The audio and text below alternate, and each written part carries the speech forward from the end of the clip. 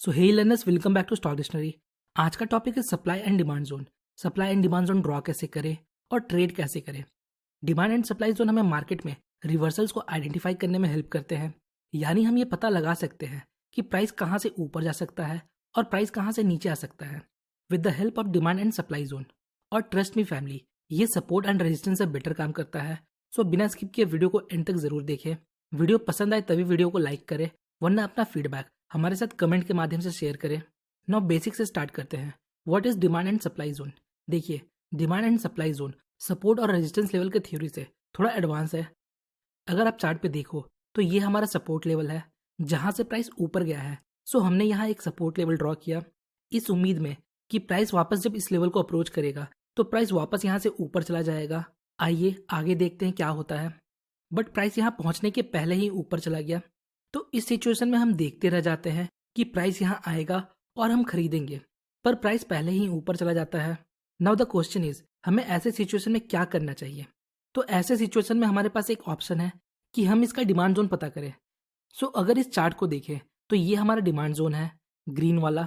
अब देखिए, demand zone में हमारा प्राइस आया और प्राइस ऊपर चला गया, यानी सपोर्ट तक नहीं गया पर डिमांड जोन तक आया और प्राइस ऊपर चला गया।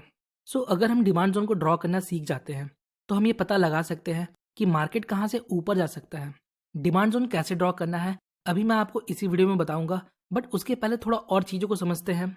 नेक्स्ट है सप्लाई जोन। तो सप्लाई जोन क्या होता है।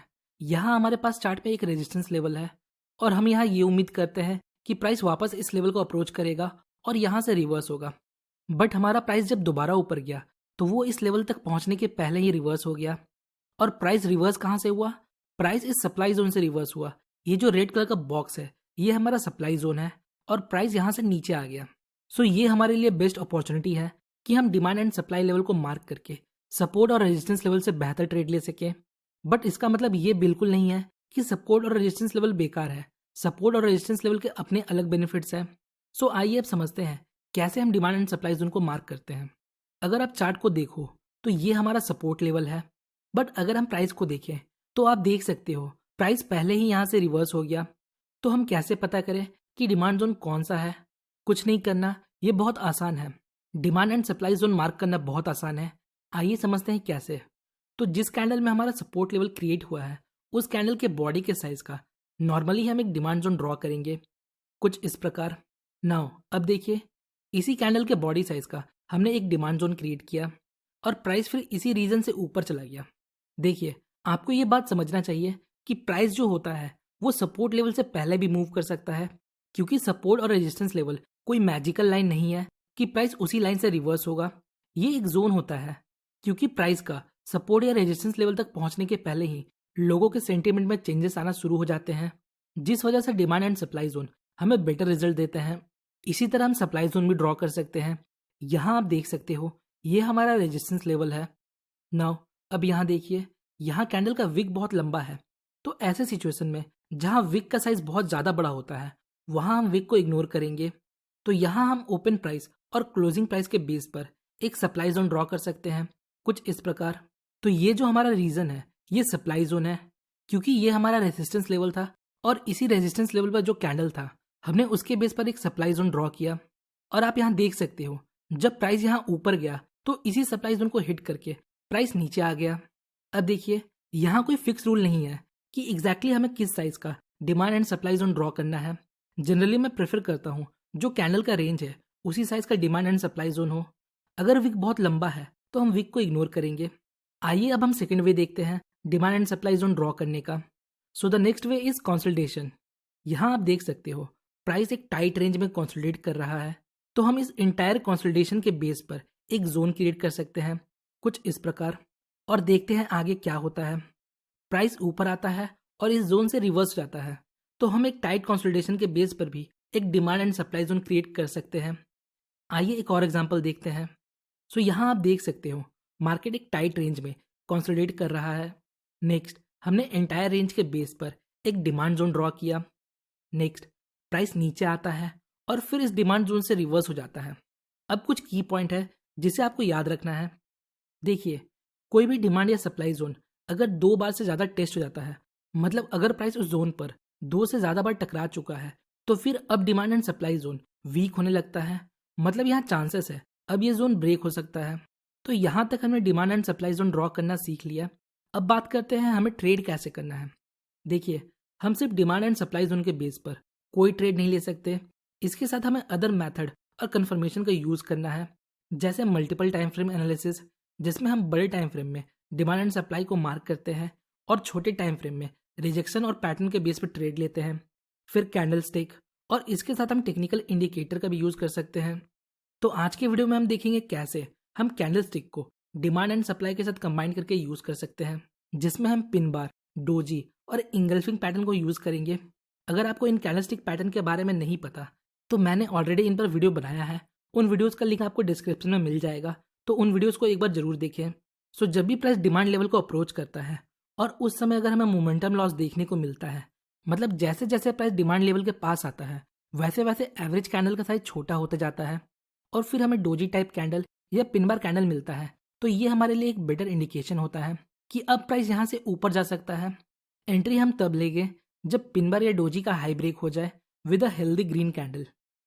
उसी तरह जब प्राइस सप्लाई जोन को अप्रोच करता है और उसी समय हमें मोमेंटम लॉस देखने को मिलता है, देन फाइनली हमें डोजी या बेरिश पिन बार देखने को मिलता है। एंट्री हम इसके लो ब्रेक पर लेंगे with a healthy red candle. So आइए कुछ एग्जांपल देखते हैं। यहाँ आप देख सकते हो हमारे पास एक डिमांड जोन है। चूंकि प्राइस यहाँ से रिजेक्ट होकर ऊपर चला जाता है, तो हमने इस कैंडल के बेस पर यहाँ एक डिमांड जोन ड्रॉ किया कुछ इस प्रकार। नेक्स्ट, प्राइस वापस इस लेवल को अप्रोच करता है। नाउ यहाँ देखिए, जब प्राइस इस लेवल को अप्रोच करता है तो यहाँ कैंडल्स का साइज छोटा होता जाता है, जो एक मोमेंटम लॉस का साइन है। नेक्स्ट, यहाँ हमारे पास एक बुलिश पिन बार है। अब हमें वेट करना है, अगर एक हेल्दी ग्रीन कैंडल इसके हाई को ब्रेक करके क्लोजिंग दे दे तो हम यहाँ बाई कर सकते हैं। इसी तरह हम अदर बुलिश और बेरिश कैंडलस्टिक के बेस पर डिमांड एंड सप्लाई जोन को ट्रेड कर सकते हैं। आने वाले नेक्स्ट वीडियोस में हम डिफरेंट ट्रेडिंग स्ट्रैटेजीज को देखेंगे, जिसमें हम डिमांड एंड सप्लाई जोन का यूज़ करेंगे। आज के लिए इतना ही, मिलते हैं नेक्स्ट वीडियो में। होपफुली गाइस आपको इस वीडियो से थोड़ी इन्फॉर्मेशन मिली होगी। अगर आपको वीडियो इन्फॉर्मेटिव लगी तो वीडियो को लाइक और चैनल को सब्सक्राइब जरूर करें। मिलते हैं नेक्स्ट वीडियो में, तब तक के लिए best of luck for. So hey learners, welcome back to Stock Dictionary. आज का टॉपिक है supply and demand zone. Supply and demand zone draw कैसे करें और ट्रेड कैसे करें।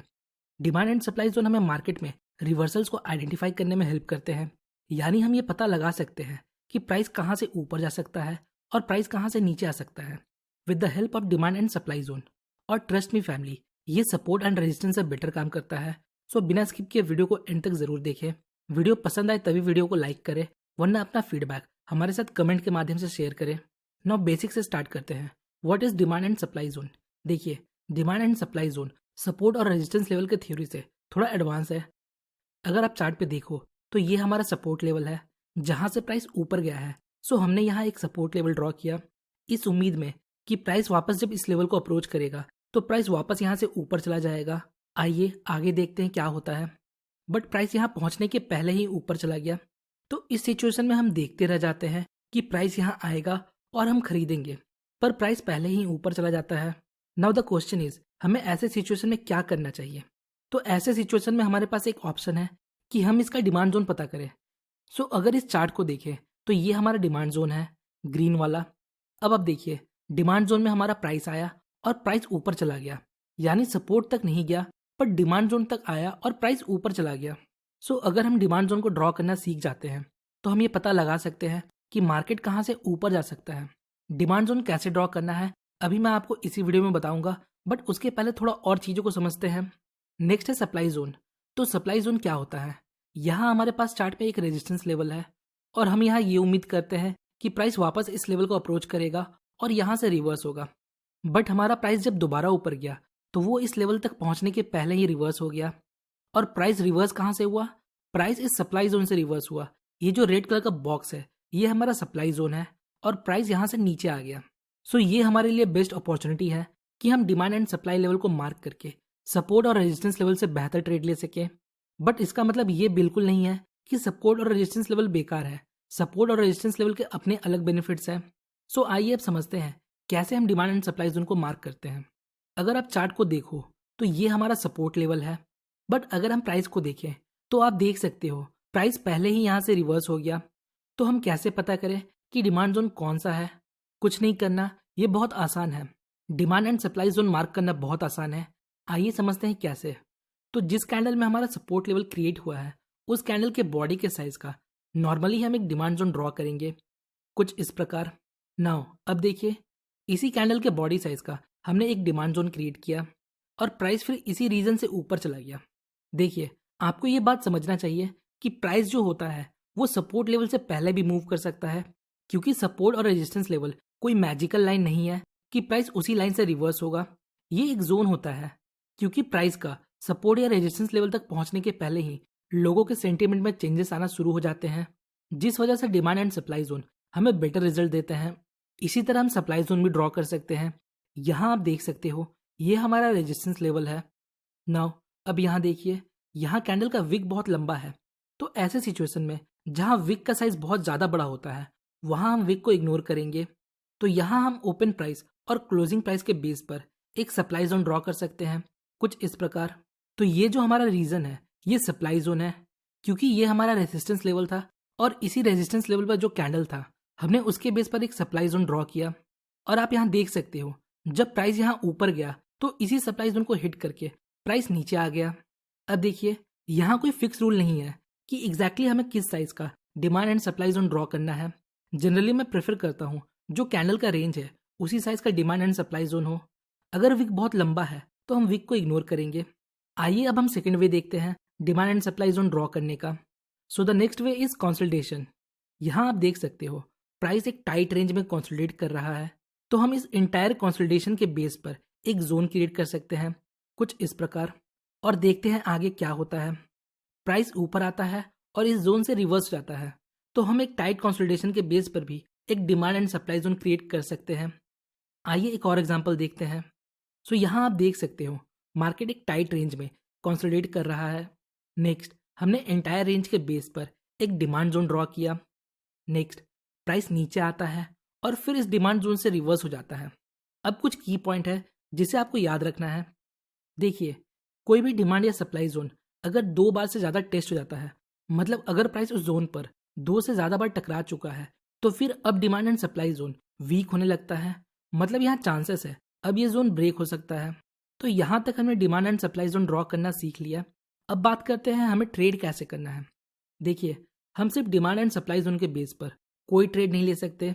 इसके साथ हमें अदर मेथड और कंफर्मेशन का यूज़ करना है, जैसे मल्टीपल टाइम फ्रेम एनालिसिस, जिसमें हम बड़े टाइम फ्रेम में डिमांड एंड सप्लाई को मार्क करते हैं और छोटे टाइम फ्रेम में रिजेक्शन और पैटर्न के बेस पर ट्रेड लेते हैं। फिर कैंडल स्टिक, और इसके साथ हम टेक्निकल इंडिकेटर का भी यूज़ कर सकते हैं। तो आज के वीडियो में हम देखेंगे कैसे हम कैंडल स्टिक को डिमांड एंड सप्लाई के साथ कंबाइन करके यूज़ कर सकते हैं, जिसमें हम पिन बार, डोजी और इंगल्फिंग पैटर्न को यूज़ करेंगे। अगर आपको इन कैंडल स्टिक पैटर्न के बारे में नहीं पता, तो मैंने ऑलरेडी इन पर वीडियो बनाया है। उन वीडियोज़ का लिंक आपको डिस्क्रिप्शन में मिल जाएगा, तो उन वीडियोज़ को एक बार जरूर देखें। सो जब भी प्राइस डिमांड लेवल को अप्रोच करता है और उस समय अगर हमें मोमेंटम लॉस देखने को मिलता है, मतलब जैसे जैसे प्राइस डिमांड लेवल के पास आता है, वैसे वैसे एवरेज कैंडल का साइज छोटा होता जाता है और फिर हमें डोजी टाइप कैंडल या पिन बार कैंडल मिलता है, तो ये हमारे लिए एक बेटर इंडिकेशन होता है कि अब प्राइस यहाँ से ऊपर जा सकता है। एंट्री हम तब लेंगे जब पिन बार या डोजी का हाई ब्रेक हो जाए with a healthy green candle. उसी तरह जब प्राइस सप्लाई जोन को अप्रोच करता है और उसी समय हमें मोमेंटम लॉस देखने को मिलता है, देन फाइनली हमें डोजी या बेरिश पिन बार देखने को मिलता है। एंट्री हम इसके लो ब्रेक पर लेंगे with a healthy red candle. So आइए कुछ एग्जांपल देखते हैं। यहाँ आप देख सकते हो, हमारे पास एक डिमांड जोन है। चूंकि प्राइस यहाँ से रिजेक्ट होकर ऊपर चला जाता है, तो हमने इस कैंडल के बेस पर यहाँ एक डिमांड जोन ड्रॉ किया, कुछ इस प्रकार। नेक्स्ट प्राइस वापस इस लेवल को अप्रोच करता है। नाउ यहाँ देखिए, जब प्राइस इस लेवल को अप्रोच करता है तो यहाँ कैंडल्स का साइज छोटा होता जाता है, जो एक मोमेंटम लॉस का साइन है। नेक्स्ट यहाँ हमारे पास एक बुलिश पिन बार है। अब हमें वेट करना है, अगर एक हेल्दी ग्रीन कैंडल इसके हाई को ब्रेक करके क्लोजिंग दे दे तो हम यहाँ बाई कर सकते हैं। इसी तरह हम अदर बुलिश और बेरिश कैंडलस्टिक के बेस पर डिमांड एंड सप्लाई जोन को ट्रेड कर सकते हैं। आने वाले नेक्स्ट वीडियोस में हम डिफरेंट ट्रेडिंग स्ट्रैटेजीज को देखेंगे, जिसमें हम डिमांड एंड सप्लाई जोन का यूज़ करेंगे। आज के लिए इतना ही, मिलते हैं नेक्स्ट वीडियो में। होपफुली गाइस आपको इस वीडियो से थोड़ी इन्फॉर्मेशन मिली होगी। अगर आपको वीडियो इन्फॉर्मेटिव लगी तो वीडियो को लाइक और चैनल को सब्सक्राइब जरूर करें। मिलते हैं नेक्स्ट वीडियो में, तब तक के लिए बेस्ट ऑफ लक फॉर